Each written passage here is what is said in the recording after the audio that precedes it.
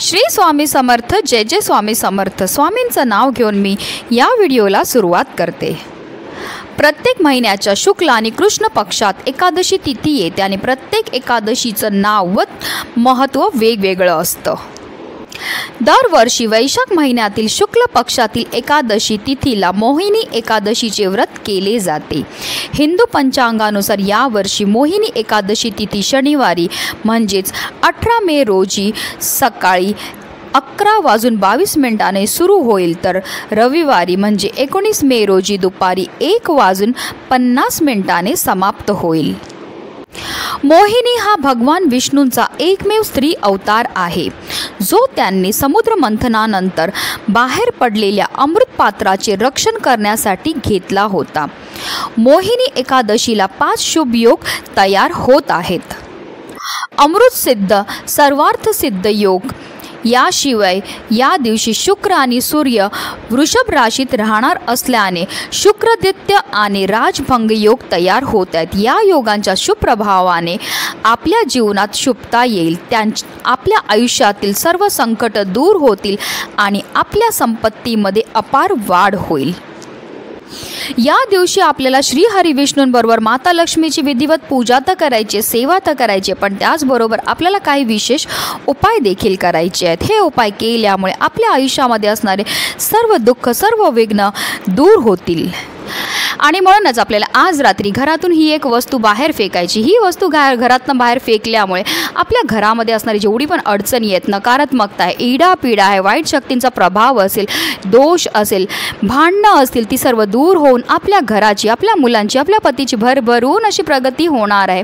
आपल्या जीवनामध्ये सुख, समृद्धी, ऐश्वर्य हे कायम टिकून राहणार आहे। अतिशय प्रभावी असा हा उपाय, ज्याबद्दल सविस्तर आणि महत्त्वाची माहिती मी तुम्हाला या व्हिडिओमध्ये देणार आहे, तर व्हिडिओ पूर्ण पहा। आणि जर तुम्ही माझ्या चॅनलवर नवीन असतील तर चॅनलला सबस्क्राईब करा आणि शेजारी बेल आयकॉन सुद्धा प्रेस करा, जेणेकरून तुम्हाला माझ्या नवनवीन व्हिडिओचं नोटिफिकेशन हे मिळत राहील। अगदी तुमच्यापासून माझ्यापर्यंत प्रत्येकजण खूप मेहनत करतो, खूप कष्ट करतो, जेणेकरून आपल्या आयुष्यामध्ये सुख समृद्धी नांदेल।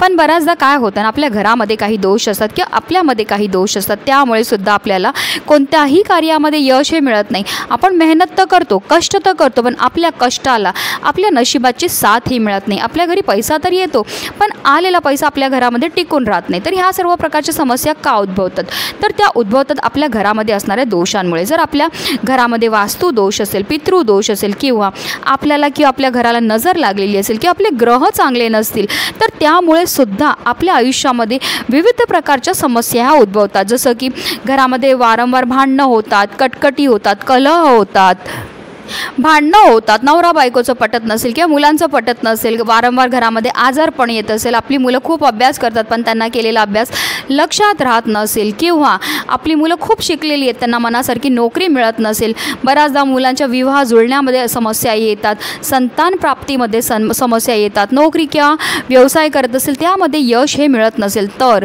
अशा विशेष तिथीला आवर्जून तुम्हाला अशा प्रकारच्या उपाय करण्याची गरज ही भासत असते। मी असं नाही म्हणणार आहे की फक्त आपल्याला उपायच करायचे आहेत, पण जेव्हा आपण कष्ट करतो, मेहनत करतो, त्याचबरोबर हे काही उपाय करतो, तर त्यामुळे आपल्या कष्टाला, आपल्या मेहनतीला, आपल्या नशिबाची साथ ही मिळायला लागते। त्यामुळे आपल्या घरामध्ये आलेला पैसा हा टिकून राहतो, ज्यामुळे आपल्या जीवनामध्ये असणाऱ्या आर्थिक समस्यांपासून आपल्याला मुक्तता मिळते। त्याचबरोबर आपल्या घरामध्ये असणाऱ्या दोषांपासून सुद्धा आपल्याला मुक्तता मिळण्यामध्ये मदत ही मिळत असते। आता हा उपाय आपल्याला कधी करायचा, तर हा उपाय आपल्याला संध्याकाळी 6 वाजल्यापासून 7:30 ही जी वेळ असते, ही माता लक्ष्मीची आगमनाची वेळ असते, आणि त्या वेळेमध्ये जर आपण काही विशेष उपाय केले तर माता लक्ष्मी आपल्या घराकडे आकर्षित होते आणि तिचं अखंड आगमन आपल्या घरामध्ये होत असतं। पण काही कारणास्तव जर तुम्हाला ह्या वेळेमध्ये हा उपाय करायला शक्य झालं नाही, तर तुम्ही संध्याकाळी 6 वाजल्यापासून रात्री 12 वाजेपर्यंत कधीही हा उपाय करू शकतात। सगळ्यात पहिली वस्तू जी ह्या उपायाकरता आपल्याला लागणार ते म्हणजे काळे तीळ। तिळांची उत्पत्ती ही श्री हरी विष्णूंच्या घामापासून झाली होती, आणि जेव्हा पण आपण तिळापासून कोणतेही उपाय करतो तर त्यामुळे आपल्या जीवनामध्ये असणारा पितृदोषापासून आपल्याला मुक्तता तर मिळतेच मिळते, पण त्याचबरोबर ग्रहदोषांपासून सुद्धा आपल्याला मुक्तता ही मिळत असते। त्याचबरोबर आपले पित्रसुद्धा आपल्यावर प्रसन्न हे होत असतात। दुसरी वस्तू जी आपल्याला ह्या उपायाकरता लागणार आहे ते म्हणजे अगदी थोडेसे खडे मीठ लागणार आहे। खडे मीठसुद्धा आपल्यामध्ये आणि आपल्या घरामध्ये असणारी जेवढी पण नकारात्मकता आहे ते दूर करण्याकरता अतिशय प्रभावी मानलं जातं। त्याचबरोबर आपल्याला थोडीशी पिवळी मोहरीसुद्धा घ्यायची आहे। पिवळी मोहरी जर आपण उपायांमध्ये वापरली तर त्यामुळे आपल्या घरामध्ये किंवा आपल्यामध्ये असणारी जेवढी पण नकारात्मकता आहे, दोष आहे, दारिद्र्य हे दूर करण्याकरता ती अतिशय प्रभावी मानली जाते।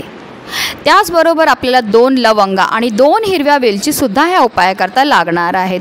ज्या लवंग आणि वेलची आपण घेणार त्या व्यवस्थित पाहून घ्या, त्या अखंड असल्या पाहिजेत। लवंग आणि वेलची ह्या माता लक्ष्मीला अतिशय प्रिय आहेत आणि लक्ष्मी आकर्षित करण्याकरता जर आपण हा उपायामध्ये वापरल्या तर त्यामुळे माता लक्ष्मी आपल्या घराकडे आकर्षित होते। त्याचबरोबर आपल्याला ह्या उपायाकरता 7 लाल मिरच्या, देठासकट आपल्याला 7 लाल मिरच्यासुद्धा लागणार आहेत। आता ह्या सर्व वस्तू आपल्याला आपल्या उजव्या हातामध्ये घ्यायच्यात आणि आपल्या घरामध्ये जेवढे पण सदस्य असतील त्या प्रत्येक सदस्याच्या डोक्यापासून पायापर्यंत 7 वेळा ह्या वस्तू आपल्याला उतरवून घ्यायच्यात। त्याचबरोबर आपल्या संपूर्ण घरामधनं सुद्धा आपल्याला ह्या वस्तू फिरवायच्यात। फिरवताना आपल्या मनामध्ये असा भाव असला पाहिजे की ह्या वस्तूंबरोबर माझ्या घरामध्ये असणारी जेवढी पण नकारात्मकता आहेत, दोष आहेत, अडचणी आहेत, संकट आहेत, अलक्ष्मी आहेत ती बाहेर काढून टाकणार आहे। अशा रीतीने आपल्याला मनामध्ये भाव ठेवून संपूर्ण घरभर ह्या वस्तू फिरवायच्या आहेत। त्यानंतर आपल्या मुख्य प्रवेशद्वारावरनं सुद्धा आपल्याला ह्या सर्व वस्तू 7 वेळा उतरवायच्यात। उतरवताना आपल्याला असं बोलायचं आहे की ह्या वस्तूंबरोबर माझ्या घरामध्ये असणारी जेवढी पण नकारात्मकता आहेत, दोष आहेत, दारिद्र्य आहे, संकट आहेत, विघ्न आहेत, अडचणी आहेत, अलक्ष्मी आहे, मी त्याला माझ्या घरातनं बाहेर काढून टाकलेलं आहे। तुम्हाला काळजी एवढी घ्यायची, हा जेव्हा तुम्ही उपाय करणार आहेत तेव्हा तुम्हाला कोणाशी बोलायचं नाही आहे, कोणी तुम्हाला रोखणार नाही, टोकणार नाही, ह्याची काळजी तुम्हाला आवर्जून घ्यायची आहे। ह्या वस्तू उतरून टाकल्यानंतर आपल्याला काय करायचं, आता तुम्ही गावा साईडला राहत असतील तर तुमच्याकडे चूल पेटवत असतील तर ह्या चुलीमध्ये वस्तू आपल्याला पेटवून टाकायच्यात। पण आता तुम्ही गावात नाही राहत, तुमच्याकडे चूल नाही आहे, मग काय करायचं, आपल्या घरापासून थोडं लांब नेऊन आपल्याला ह्या वस्तू फेकून द्यायच्यात। फेकताना फक्त काळजी एवढी घ्यायची की कोणाच्या अंगावर किंवा कोणाच्या अंगणात ह्या वस्तू टाकायच्या नाही आहेत। त्याचबरोबर ह्या वस्तूंवर कोणाचा पाय नाही पडणार ह्याचीसुद्धा तुम्हाला काळजीही घ्यायची। एकदा ह्या वस्तू फेकून दिल्यानंतर आपल्याला मागे वळून पाहायचं नाही आहे, सरळ आपल्या घरी यायचं आहे, स्वच्छ हातपाय धुवायचेत आणि आपल्या स्वामींचं दर्शन घ्यायचं। अशा रीतीने हा उपाय आज करायचा आहे। नक्की करून पहा। हा उपाय केल्यामुळे आपल्या आयुष्यामध्ये असणारी जेवढी पण नकारात्मकता आहे, दोष आहेत, दारिद्र्य, इडापीड आहेत, संकट आहेत, करणी बाधा असेल, कोणत्याही वाईट शक्तीचा प्रभाव असेल तो सर्व नष्ट होऊन आपले चहूबाजूने प्रगतीही होणार आहे। म्हणूनच व्हिडिओ जास्तीत जास्त लोकांपर्यंत शेअर करा जेणेकरून प्रत्येकाच्या आयुष्याचं कल्याण हो ही स्वामीचरणी प्रार्थना। श्री स्वामी समर्थ। जय जय स्वामी समर्थ।